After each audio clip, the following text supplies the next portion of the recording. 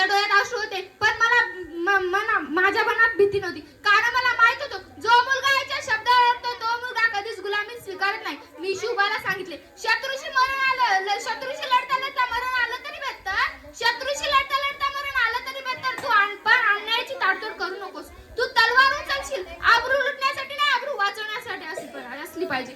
जोवरी सूर्यचंद्र तोवरी कीर्ती तुझी, जोवरी सूर्यचंद्र तोवरी कीर्ती तुझी. तुझं घडविना स्वराज्याचा राज्य छत्रपती, तुझं घडविना स्वराज्याचा राज्य छत्रपती.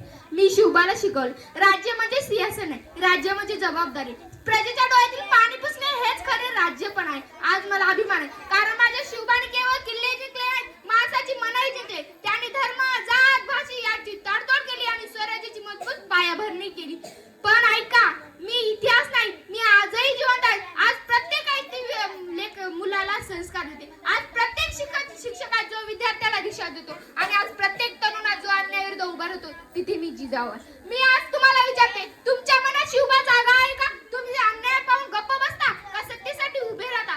लक्षात ठेवा, स्वराज्य तलवारीने मिळत नाही, स्वराज्य विचाराने मिळते. जर जिजाऊ सारखे असतील तर स्वराज्य मिळायला वेळ लागत नाही.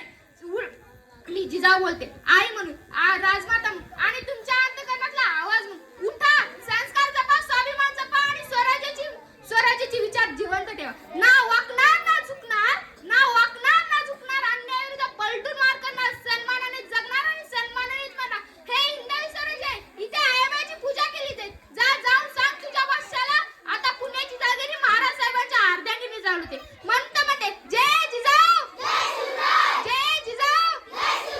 आमचं तुमचं नातं काय? आमचं तुमचं नातं काय?